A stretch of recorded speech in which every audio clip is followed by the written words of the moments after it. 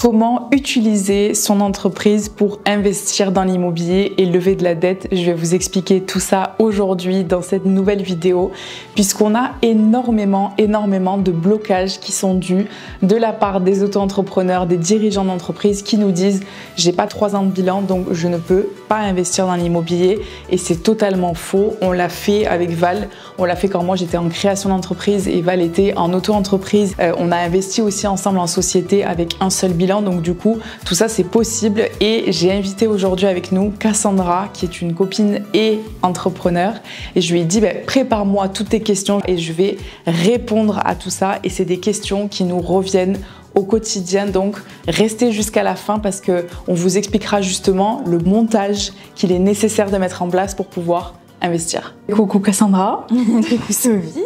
Non, merci d'être là avec nous pour faire cette vidéo qui est super importante pour Val et moi, parce qu'on a beaucoup de questions qui tournent autour de l'investissement en tant qu'entrepreneur. Ouais. Forcément, il y a énormément de personnes qui ont envie de passer le cap, mais qui se disent mon banquier m'a dit que j'avais pas mes 3 ans de bilan, machin. Voilà. Donc, du coup, on s'est dit que qu'on allait répondre aux questions qui étaient les plus bloquantes et celles qui revenaient le plus. Ouais, hyper intéressant. Donc qui de mieux qu'une entrepreneuse pour nous poser ces questions-là. D'accord, ouais. Et on s'est dit on va d'abord peut-être te laisser te présenter. Moi je m'appelle Cassandra Belgarbi, j'ai 26 ans dans peu de temps. J'ai 2 activités. La première c'est du consulting et du coaching dans la stratégie d'entreprise. Et la deuxième c'est un business club. Les membres du business club sont partout en France, en Belgique et en Suisse. J'ai un projet IMO pour ce business club-là. Et donc, je suis bien placée pour poser toutes les questions. Donc, ma première question, c'est par quoi est-ce que je peux commencer pour ce projet IMO avec la société? Premièrement, donc, tu l'as très bien dit, toi, c'est une envie en tout cas d'avoir un projet IMO pour Sispower, du coup. Je ne sais même pas si tu as dit le nom. Oui, c'est vrai que je ne l'ai pas dit. Sispower. C'est vrai que le business club s'appelle Sispower. C'est un business club pour les femmes entrepreneurs. Premièrement, il y a à se poser la question, quel est le but de mon investissement immobilier? Est-ce que c'est pour mon entreprise? Est-ce qu'éventuellement c'est pour du patrimoine personnel? Est-ce que je veux faire de l'habitation et louer ensuite ce bien? Donc c'est vraiment se poser la question de qu'est-ce qu'on veut faire, puisque forcément, le montage fiscal qu'on va réaliser par la suite, il va être important. C'est aussi faire un point sur sa comptabilité, chose que la plupart des entrepreneurs n'aiment pas faire. On se sait. Ok. On parle effectivement de pas forcément de nécessité d'avoir 3 ans de bilan, mais c'est quand même important d'avoir une boîte qui est saine. Forcément, la banque, elle va pas avoir envie de nous prêter si on est complètement endetté ou que c'est une société qui ne fonctionne pas bien, etc. Donc, c'est important de faire un point sur cette comptabilité, d'avoir une trésorerie qui est allotée aussi éventuellement pour un projet, puisqu'on va peut-être avoir besoin d'un apport ou d'un petit peu de travaux, ce genre de choses. Donc c'est faire un petit point là-dessus, de vraiment noter aussi les objectifs qu'on a. Donc on le dit nous assez souvent quand même à nos clientes, mais le fait de visualiser ce qu'on a envie d'atteindre et les objectifs qu'on a et les deadlines aussi qu'on se donne, c'est ce qui permettra après de minimiser un petit peu la montagne qui est l'investissement immobilier, d'avoir des petites tâches. Ouais. Donc ça, c'est important aussi de savoir à quel moment est-ce qu'on veut que ça arrive et qu'on puisse, avec un expert comptable, par exemple, faire un prévisionnel ou se positionner un petit peu sur les chiffres, quoi. Dernièrement, une fois qu'on a fait un point un petit peu financier, objectif, c'est de se former. Parce que se lancer sans du tout savoir où est-ce qu'on va, qu'est-ce qui est important de regarder, que ce soit pour acheter un local professionnel ou de l'habitation, il y a forcément des choses à analyser, à regarder. Donc se former et s'entourer de professionnels, que ce soit des agents IMO qui peuvent nous aider, qui sont spécifiques à de la location professionnelle ou de l'achat professionnel, ou des agents IMO par exemple pour de l'habitation. Et ça veut dire qu'on doit absolument avoir 3 ans de bilan ou pas forcément? On pourra, on peut tout à fait investir sans avoir les 3 années de bilan. Je sais que c'est quelque chose qui est, c'est un peu le point de départ quand on arrive à la banque, on nous dit vous avez vos 3 ans, non, écoutez, on ne pourra pas l'étudier. Ça arrive, il y a des banquiers qui réagissent comme ça. Dans ces cas-là, il faut aller en voir d'autres. Oui, on a des coachés qui sont allés voir 20 banques avant d'avoir un retour. Donc, c'est aussi de trouver ces bons partenaires financiers et de trouver des personnes qui comprennent. Donc, c'est important d'être capable d'expliquer aussi sa vision. Et c'est pour ça que c'est important de se former aussi, d'être capable de pitcher un petit peu le projet qu'on a, que ce soit pour du pro ou pour de l'habitation. Mais nous, on a investi avec Val pendant que moi, j'étais en chômage créatif. création d'entreprise. Val, elle avait son auto-entreprise, mais il n'y avait pas les 3 bilans. On a acheté avec nos sociétés avec un seul bilan. Donc, c'est pas, je dis pas que toutes les sociétés vont pouvoir le faire, mais c'est possible. Et il faut juste se donner les moyens et aussi aller présenter des projets qui valent la route et pour montrer à notre banquier que c'est un bon projet, quoi. Exactement. Admettons, je ne verse pas forcément de salaire. Est-ce que je peux quand même investir avec la société? Est-ce que c'est un frein ou au contraire, est-ce que c'est possible? Auprès de la banque, c'est possible? Alors, tout dépendra du type de financement qu'on veut faire aussi.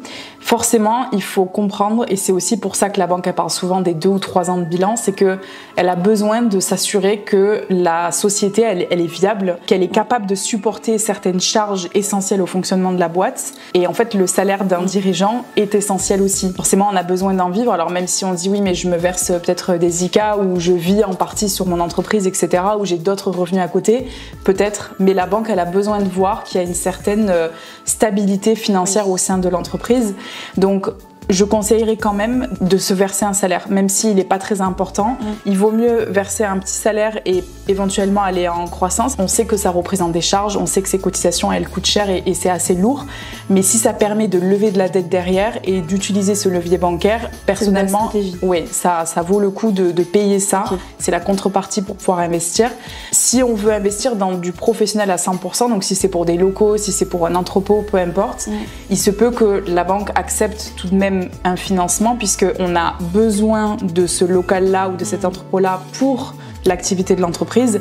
Par contre, si c'est pour de l'habitation et on dit je veux louer des biens, etc., elle demandera peut-être quand même à ce qu'il y ait un salaire qui soit versé. Vers quel type de bien je peux me tourner en achetant quelque chose avec ma société? Et on n'est pas forcément au courant de toutes les possibilités qui existent, donc est-ce que tu peux nous en parler? Tout à fait. Il y a très souvent aussi cette image de si j'achète avec ma société, je ne peux acheter que du professionnel. Je peux que acheter mes bureaux, je peux que acheter un lieu dont j'ai besoin pour faire mon activité. C'est pas du tout le cas, on n'est pas cantonné que à ça. Et j'expliquerai un petit peu plus tard par rapport au montage fiscal qu'on peut faire. On va avoir du coup plusieurs entreprises. Donc du coup, on n'est pas obligé d'acheter pour son activité. On peut aussi tout à fait, avec les entreprises, acheter pour faire un projet qui est complètement différent, si on veut faire du locatif, si on veut faire de l'achat-revente, etc. Donc l'objectif par contre c'est toujours le même, c'est pas d'acheter avec la société sur laquelle tu as ton activité principale. C'est-à-dire que toi, ta boîte avec Syspower, l'objectif c'est pas que tu achètes avec celle-ci, c'est quand même que tu achètes avec une autre entité et que éventuellement si toi l'objectif c'est donc d'avoir des locaux pour recevoir toute la communauté Syspower, eh bien tu vas acheter avec une entreprise différente et c'est Syspower qui en sera locataire. Ça permet de toujours avoir le patrimoine qui est distinct de l'activité, soit pour se protéger, mais aussi pour de la revente éventuelle d'une activité, par exemple. Et si on fait de la location de biens classiques, location meublée, peu importe, c'est pareil, on va acheter avec une autre entreprise dans tous les cas. On utilisera quand même le poids de ton activité principale pour faire cet achat, mais on ne le fait pas sur la même boîte. Trop bien. Et justement, est-ce que dans votre formation, vous expliquez toutes les possibilités qui existent? Vous donnez plein d'exemples? Oui, tout à fait. Okay. On parle autant du professionnel que de l'habitation. Alors, on est plus spécialisé dans l'habitation parce que forcément, il y a des réglementations qui sont différentes, etc. Mais il y a des personnes qui achètent pour leurs locaux. Et nous, on le fait aussi également, acheter les locaux ici, le bureau où on est là. Et on fait de l'habitation aussi à côté. Ok. Alors, je sais qu'il y a plein d'avantages à acheter en société et c'est pour ça que je veux aussi acheter avec la société. Mais justement, quels sont les avantages? Parce qu'on n'est pas forcément au courant de ce que ça peut apporter. Exactement. Premièrement, il faut savoir que en France, on a la chance de pouvoir utiliser le levier bancaire, donc utiliser finalement de l'argent de la banque pour s'enrichir. Et plus il y a d'argent derrière, plus on peut lever de la dette. Et donc forcément, avec une entreprise, on a beaucoup plus de capacité aussi à aller lever de la dette et donc à aller chercher des financements. L'autre avantage, du coup, ça va être de pouvoir séparer son patrimoine pro et perso. Forcément, si on achète avec une boîte, avec les statuts qu'on va rédiger, on peut vraiment sécuriser ce côté-là et on n'est pas touché sur le côté perso. Donc on ne mélange pas les deux et on ne mélange pas non plus deux activités. On peut tout à fait garder son activité de service au client ou de produit, peu importe ce qu'on a, et sécuriser son patrimoine aussi à côté. Autre avantage, c'est que la banque elle va quand même regarder notre profil personnel parce que forcément, si elle remonte même dans le montage fiscal, à un moment donné, derrière les boîtes, il y a quand même Cassandra. Donc elle va regarder quand même ton profil. Plus on a une relation de confiance avec la banque, plus on montre que la société fonctionne, qu'éventuellement on a fait des investissements aussi qui sont pérennes et qui fonctionnent, et bien moins elle va regarder ta situation à toi personnelle. Et donc du coup, elle ne regarde pas l'endettement de la même manière que ce qu'elle le regarde pour une personne particulière, physique. Donc il n'y a pas ce 35% d'endettement où on se dit j'ai fait 1 ou 2 investissements et je suis bloquée. Avec une entreprise, c'est différent. Elle regarde vraiment tous les loyers qui rentrent, elle le regarde comme un chiffre d'affaires. Les charges qu'on paye, les travaux, etc., c'est vraiment des charges comme une entreprise.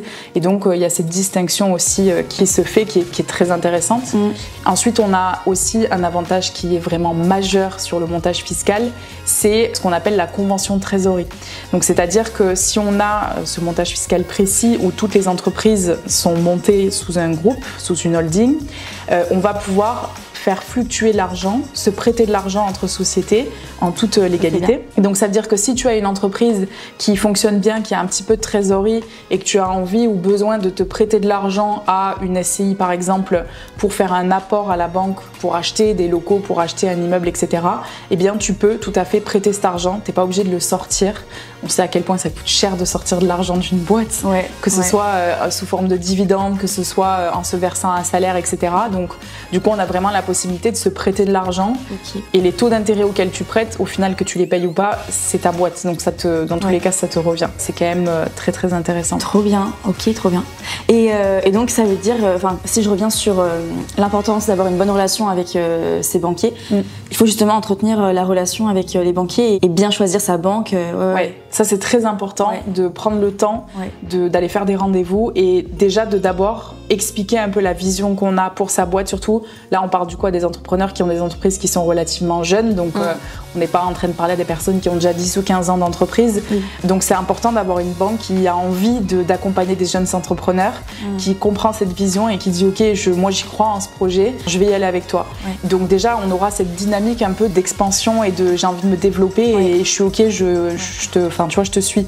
Donc ça va être la même chose après sur de l'habitation. Si on y va avec des projets de j'ai envie d'acheter un immeuble, j'ai envie de faire de la location, ils vont accompagner sur ça. Et il faut aussi qu'ils comprennent tous ces montages-là parce que toutes les banques, même les professionnels, ces conseillers-là ne comprennent pas forcément tout ce montage fiscal, etc. Donc c'est important d'aller faire plusieurs rendez-vous et une fois qu'on sent qu'on a un banquier en face qui comprend, du coup on peut s'engager avec eux, quoi. Dernier avantage du fait d'investir avec une société, c'est qu'on peut bénéficier du taux réduit d'une imposition à 15% jusqu'à 42 500 € de bénéfices. Ça serait un point important. C'est un gros avantage. Ok, trop bien. Admettons, on fait du locatif. Comment ça fonctionne après, par exemple, l'achat-revente quand on est en société Est-ce que c'est comme quand on est en particulier ou est-ce que c'est différent? Non, c'est différent parce que quand on est en particulier, par exemple, si j'achète en tant que résidence principale, je vais être exonérée de la plus-value. Donc si j'ai acheté un bien, j'ai fait des travaux, je vais donner plus de valeur, je revends, j'ai pas d'impôt à payer sur cette plus-value. Par contre, si c'est ma résidence secondaire, je vais quand même avoir une imposition. En société, il n'y a pas cet avantage d'être exonéré de la plus-value. Donc dans tous les cas, on payera un impôt sur cette plus-value. Mais bon, après, il faut savoir qu'en France, on paye toujours un impôt, soit au moment où on exploite la chose, soit si on a réussi avec les amortissements, les charges, etc., à ne pas payer, eh bien si on fait une plus-value à la fin, à la sortie, on va finir par payer une imposition dessus. Donc c'est difficile d'y déroger complètement, quoi. D'accord, Maintenant, quelle est la grosse différence entre l'investissement immobilier lorsqu'on achète en société et l'investissement immobilier lorsqu'on est en particulier? C'est bien aussi de se poser la question en amont. Quels sont mes objectifs avec cet investissement immobilier éventuel? Est-ce que j'ai envie d'avoir de l'argent disponible de suite ou pas? Parce que, on le sait, on l'a dit tout à l'heure, mais sortir de l'argent d'une société, c'est pas si simple. Si on a une SCI, par exemple, sur laquelle on a un investissement locatif, ça a généré de l'argent, donc on a de la trésorerie positive. Si on veut sortir cet argent, soit je vais payer une flat tax sur les dividendes, soit je vais me verser un salaire. Donc du coup, certes, je peux me verser les ICA par exemple et sortir un peu d'argent, mais en général, ça coûte de l'argent, alors que si j'achète en perso, l'argent il est disponible de suite sur mon compte. Donc je peux l'utiliser, c'est un peu mon argent de poche, quoi. Je pars en voyage avec. Du coup, il faut avoir conscience que cet argent, il restera dans la société et qu'il faut vraiment le voir comme un objectif de faire grossir son patrimoine et éventuellement de laisser cette trésorerie sur le compte et de l'utiliser pour continuer à investir plutôt que vraiment pour avoir de l'argent disponible dans sa poche. Ça, c'est important d'en tenir compte. On part donc sur le long terme. Ouais, c'est ça. Voilà, c'est vraiment plus pour je veux faire grossir mon patrimoine, de pouvoir multiplier les opérations quand on a une entreprise vs quand on est en perso, parce qu'on est beaucoup plus vite bloqué, je l'ai dit tout à l'heure, que ce soit le taux d'endettement, on a quand même un impact qui est beaucoup plus important. Et autre différence, c'est qu'il va falloir tenir une comptabilité. Forcément, en perso, on n'est pas obligé, mais là, on s'adresse à des entrepreneurs, donc souvent, on a déjà un expert comptable. Le fait d'ajouter une société, il travaille déjà avec vous, ça va pas coûter trop cher. D'accord. Et justement, quel est le lien entre l'entrepreneur et les investissements IMO de la société? Les avantages pour lui d'investir en tant que chef d'entreprise avec des entreprises, tu veux dire? Oui. Encore une fois, de pouvoir vraiment utiliser le poids de ces sociétés pour acheter plus et plus vite que s'il le faisait lui en tant que monsieur et madame tout le monde. Et donc, une dernière question, je vais commencer à investir en 2025, il faut que tout soit prêt en fin d'année. Comment se constitue le montage fiscal? Alors effectivement, je pense que c'est un montage dont certains ont déjà entendu parler, en tout cas le nom, de créer ce qu'on appelle une holding qui va venir détenir d'autres sociétés. Donc concrètement, une holding, c'est une entreprise, donc c'est ce qu'on appelle une société mère qui détient une ou plusieurs sociétés filles. La holding, elle est en soi détenue par l'associé ou les associés en fonction de la structure. Donc typiquement aujourd'hui, Val et moi, on est toutes les deux et on détient à 50-50 une société mère qui elle détient ensuite les sociétés filles. Donc ça peut être mon activité principale. Donc nous, c'est le centre de formation, c'est l'agence immobilière et ensuite c'est différentes SCI sur lesquels sont nos investissements immobiliers. Et donc ce montage-là, c'est des choses qu'il faut absolument faire avec des professionnels, que ce soit notaire, expert comptable ou avocat fiscaliste par exemple, puisqu'on va rédiger les statuts de ces différentes sociétés. Plus vite on le fait, mieux c'est, parce que si on a déjà une entreprise, admettons tu as donc Syspower, aujourd'hui c'est une entreprise qui fonctionne, elle génère du chiffre d'affaires, plus elle va générer de chiffre d'affaires, si un jour tu veux du coup la rentrer dans une holding, forcément les frais seront plus élevés. Donc c'est de le créer rapidement ça et ensuite de faire rédiger donc ce qu'on disait tout à l'heure, la convention de trésorerie autorise les sociétés à se prêter de l'argent en toute légalité pour faire des flux de trésorerie et donc se prêter de l'argent. Et ensuite cette société mère et les sociétés filles qu'elle détient, ça peut avoir n'importe quelle forme, donc tout dépend de ce dont on a besoin. Forcément Val et moi on est deux, donc on fonctionne quasiment que avec des SAS qui sont détenus donc à 50-50 et les SCI. Après, quand on est seul, ça peut tout à fait être une SASU par exemple ou une URL qui est détenue par un seul associé et qui permet donc même à des personnes qui sont en auto-entreprise ou qui sont seules dans leur société de faire ce montage-là. On n'est pas obligé d'être plusieurs dans ces montages. Et lorsque tu dis que plutôt tu montes la holding, mieux c'est, on est d'accord qu'on monte la holding à partir du moment où on veut du coup créer une deuxième société et donc que cette société tourne déjà quoi. Alors soit on peut le faire dès le début, c'est-à-dire on a cette vision déjà de je veux créer une entreprise où j'en ai une qui est créée depuis 6 mois, 1 an, 2 ans, elle fonctionne et se dire je sais que je veux investir dans l'immobilier plus tard ou je sais que je veux éventuellement créer une autre structure plus tard parce qu'on parle d'immobilier mais ce montage-là, il peut aussi tout à fait aider. Si moi, demain, je veux monter une autre entreprise, mais je veux que mon entreprise principale me finance un petit peu, je peux faire ce fonctionnement-là. C'est pas que pour l'immobilier, c'est aussi pour se prêter de l'argent pour d'autres projets. Donc, du coup, il vaut mieux le faire le plus rapidement possible et se dire, je crée cette première structure, donc je pars de ma société mère qui vient après détenir mes activités et mes sociétés pour faire de l'investissement. Merci, c'était trop intéressant. Écoute, je vais te poser plein de questions. Non, dites-nous en tout cas si vous avez des questions suite à notre discussion. Tout à fait. En tout cas, merci pour tes questions. Merci So. Merci d'avoir suivi cette vidéo. N'hésitez pas à vous abonner, à nous mettre un petit like et sinon on se retrouve en commentaire ou directement sur Instagram, sur le compte Saving Sisters si jamais vous avez des questions. Vous pouvez aussi prendre directement un call avec nos équipes si vous avez envie de discuter de votre projet, qu'on puisse voir ensemble comment est-ce qu'on peut vous accompagner. Si vous êtes entrepreneur, auto-entreprise ou dirigeant de société, que vous avez envie d'investir et d'utiliser cette puissance qui est votre activité pour investir dans l'immobilier et on se retrouve très vite.